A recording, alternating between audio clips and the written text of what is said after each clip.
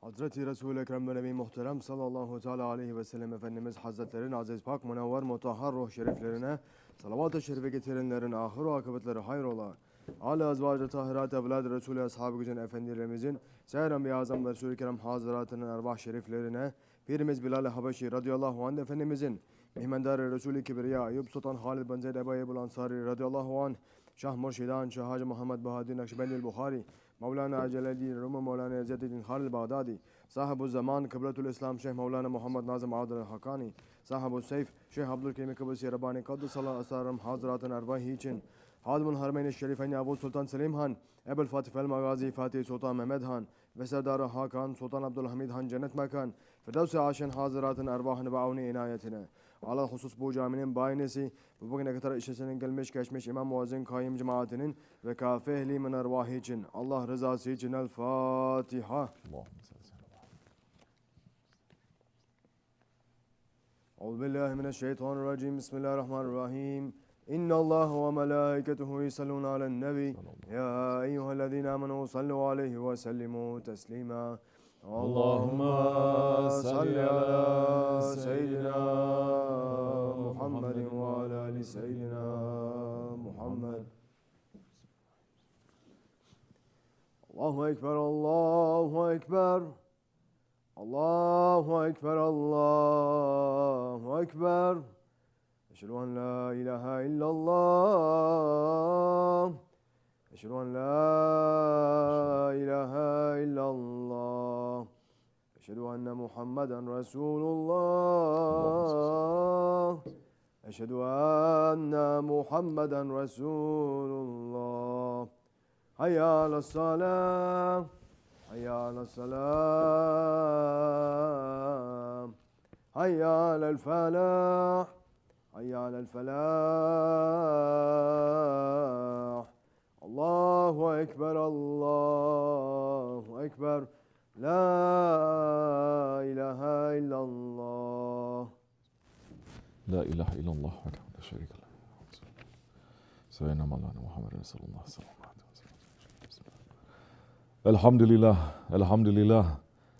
Elhamdülillahi Rabbil alemin. Ve salatu ve selamu ala Resulina Muhammedin ve ala alihi ve sahbihi ecmain. Nahmedullah Teala ve nastağfir eşhedü en la ilahe illallah vahdehu la şerike leh. Ve eşhedü enne seyyidina Mevlana Muhammeden abduhu ve habibuhu ve resuluhu sallallahu aleyhi ve ala alihi ve ezvacihi ve ashabi tabi khulafe rahşidin mahadin min ba'di.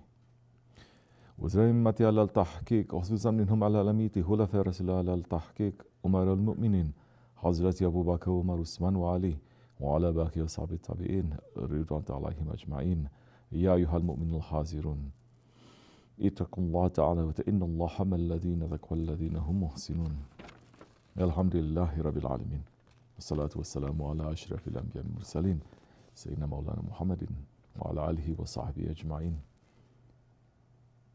All praises are due to Allah, the Lord of the universes, who addresses His Habib والسلام, in the Holy Quran, saying, truly, we have inspired you, as we inspired Nuh and the prophets after him, as we inspired Ibrahim and Ismail and Ishaq and Yaqub and the tribes, and Isa and Ayub and Yunus and Harun and Sulaiman. And we have given the Zabur to Daud. And we have sent some messengers we have already told you about, and some other messengers we did not tell you about. And Allah spoke directly to Musa.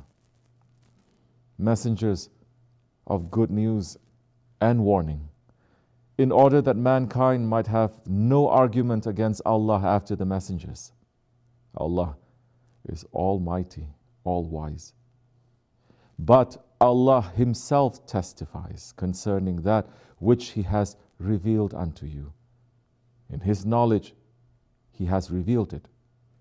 And the angels also testify. And Allah is sufficient as witness. Truly those who disbelieve and hinder others from the way of Allah, they verily have wandered far away.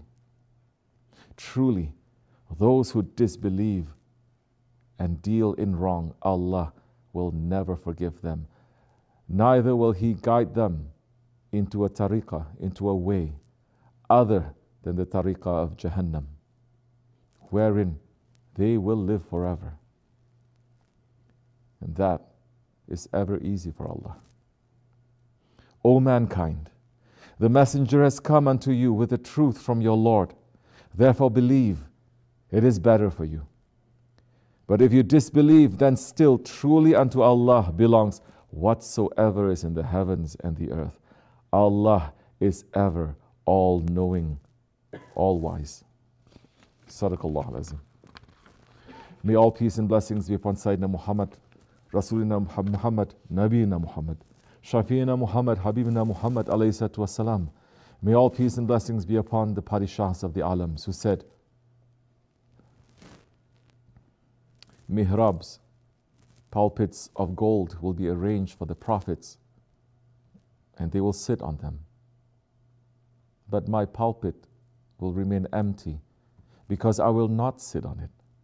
But I shall stand humbly before my Lord, fearing that I may be sent into paradise while my ummah remains behind me. I shall then pray, O my Lord, my ummah, Allah subhanahu wa ta'ala will proclaim, Ya Muhammad alayhi salatu wasalam, what is your wish regarding what I should do with your ummah? I shall say, O my Lord, settle their accounts quickly.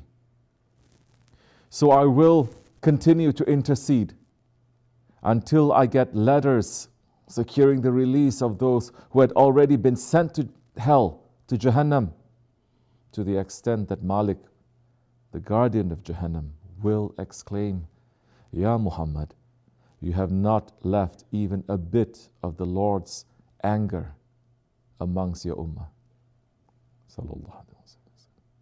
May peace and blessings be upon him, and upon his noble family, and upon his noble companions, especially upon the Khulafa Rashidin, Hazrat Abu Bakr Siddiq, Hazrat Umar al-Faruq, Hazrat Osman al-Ghani, and Hazrat Ali al-Murtaza, and all those who follow them until the last day. May peace and blessings be upon the guardians of the inheritance of prophethood, the Hajagan of the Naqshbandi way. May peace and blessings be upon the sultans of justice, the padishahs of mercy, the hunkars of Haybat and Jalal, the blessed OSMANLis. May Allah love those who love them. May Allah curse those who hate them. May Allah hasten the return of their rights to them. Ameen, inshallah. Ya ayyuhal mu'minun, O believers, welcome to you on this holy day of Jummah, the first Jummah of the beautiful, the blessed, the holy month of Ramazan. Merhaba ya shahri Ramazan, merhaba. Merhaba ya shahri Ghufran, merhaba. Merhaba ya shahri Siyam, merhaba. O believers, it is a month for us to return to Allah. Don't waste these days and nights. We already in the 7th day. Stay awake, be aware, and run to collect the harvest of this month before it is too late. We have to change. Otherwise, Holy Prophet ﷺ is saying, many people who fast get nothing from it except hunger and thirst. And many people who pray at night get nothing from it except tiredness. This is not a month to be alone.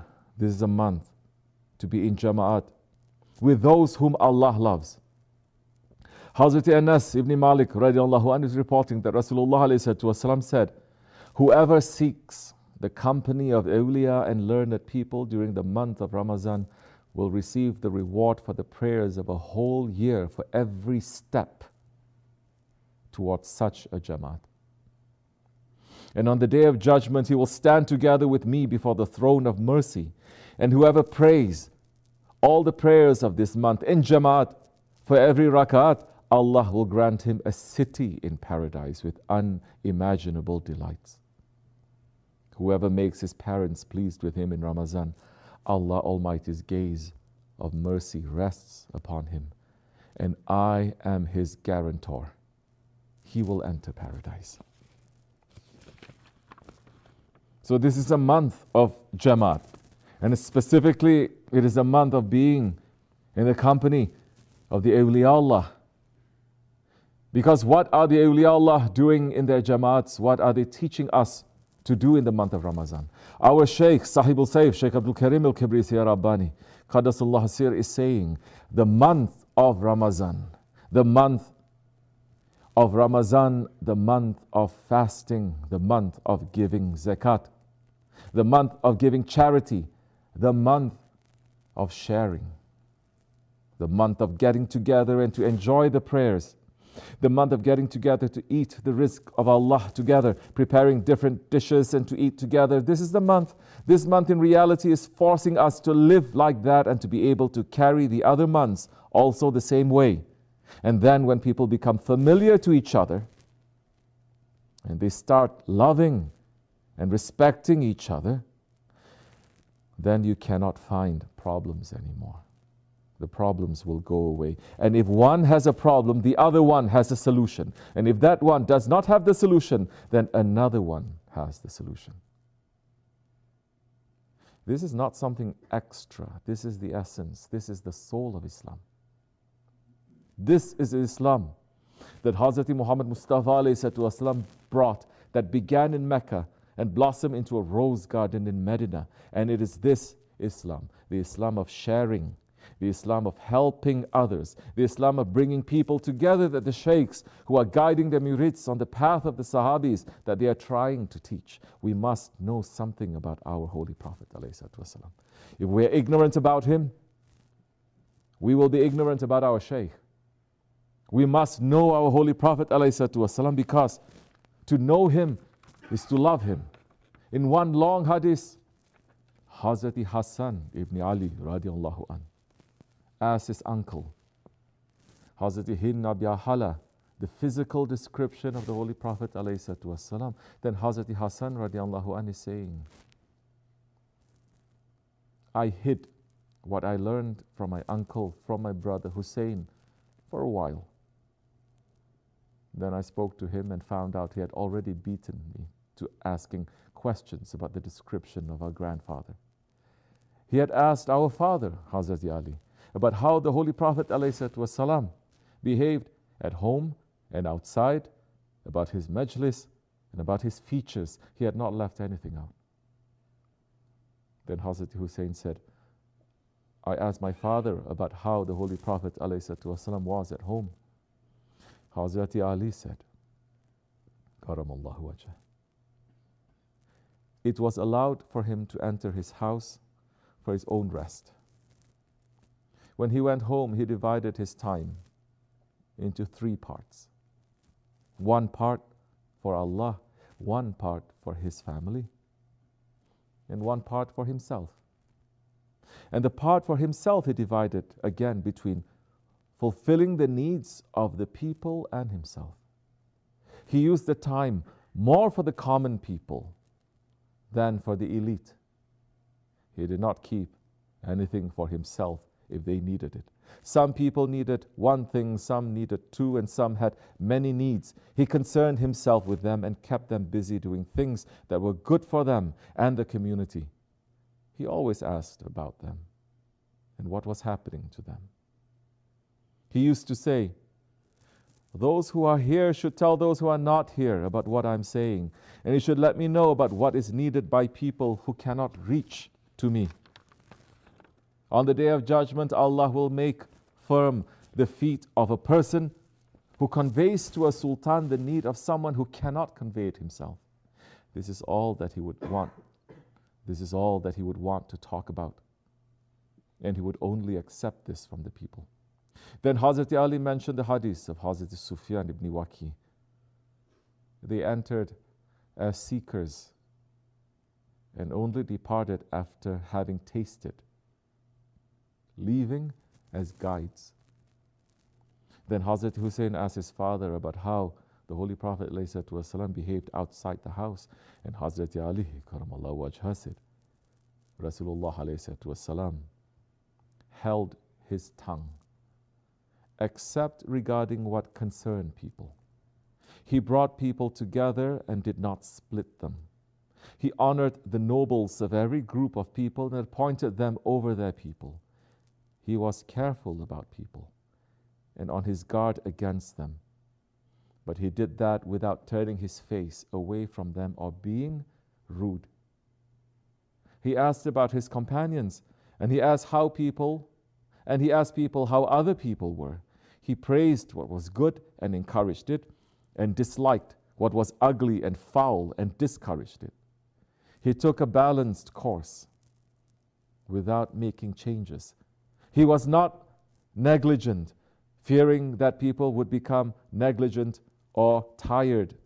He was always ready and prepared for anything. He did not neglect a right, nor did he let his debts reach the point where others had to help him. The best and most preferred people in his eyes were those who had good advice for everyone. Those he looked at as the highest and the best were those who supported and served and carried the burdens of others and helped people. Then Hazrat Hussein asked Hazrat Ali about the majlis of Rasulullah ﷺ and how he behaved in it.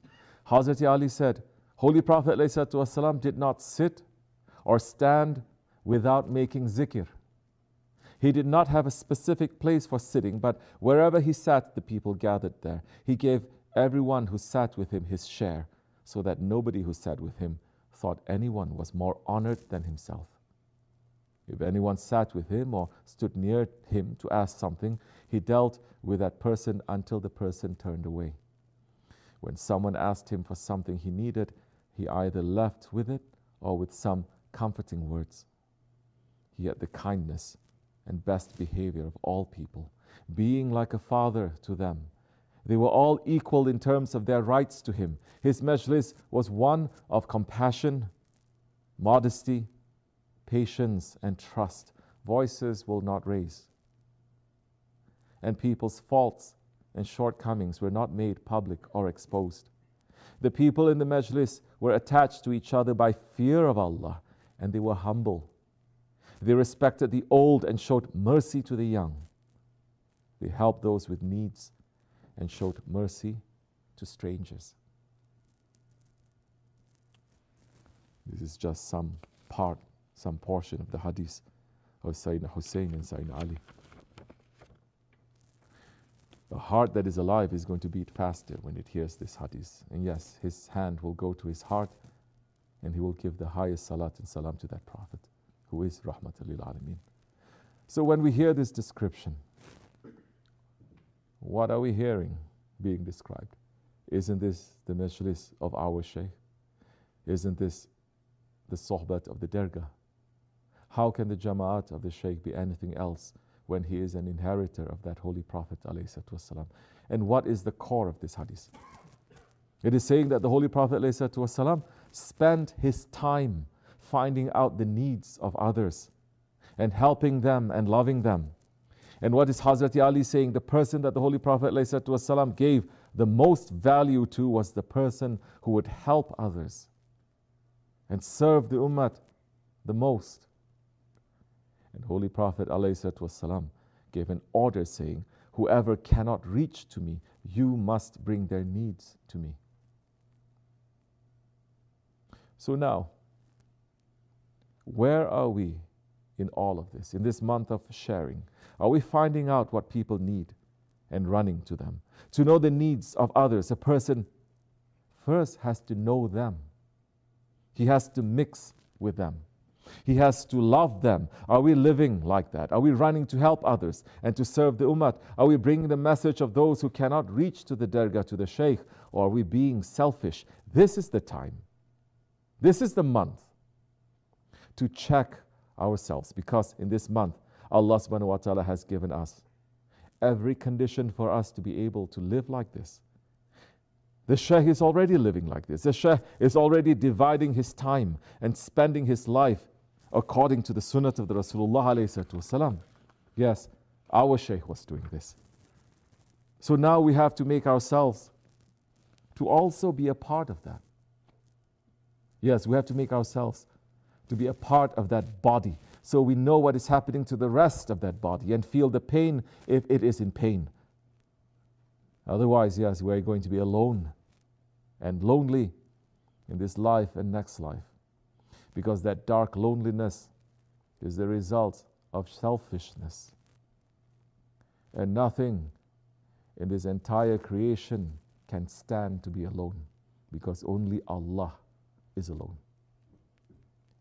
Our Shaykh is speaking to us, teaching us, warning us, saying, you became selfish, not caring for anyone. Your heart is not bothering you. It is not hurting you. When I remind you with something, you come so quickly trying to protect yourself, saying, I did this and I did that. But the Shaykh knows what you did and what you didn't do. He's just giving you some ideas. Maybe you will become better human, not the animal. No, the animals are the ones. The animals are the ones who is not sharing. The human, they have to learn how to share. Yes, you didn't know that in the West. And so many who came from the East, you got so used to it like that because in your ego is the same sickness now. So like that, right away. So you like to live selfish life by your own selves.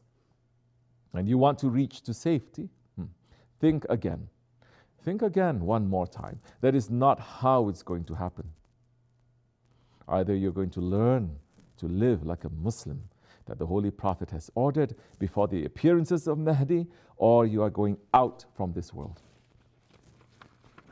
And if you are going out from this world, that you reach to Mahdi's time, and you are not fitting to that category to be with Mahdi, you can go to any place in paradise, but you will still suffer. You are not going to that time be enjoying your own paradise. That maybe makes you to understand the meaning of Mahdi alayhi salam. The meaning of Mahdi alayhi salam, yes, you only want to turn that side to know that side. The world is going to be a paradise. Everything that I want is going to happen. Yes, it's going to, but before that, you're going to put under a lot of tests. You are so heedless, so much ghaflat. The heedlessness makes big, thick layers right in front of your eyes. You cannot see nothing. Ghaflat is only making you to see dark, because the ghaflat is making you to see yourself only, self-centered, me and only me, nothing else.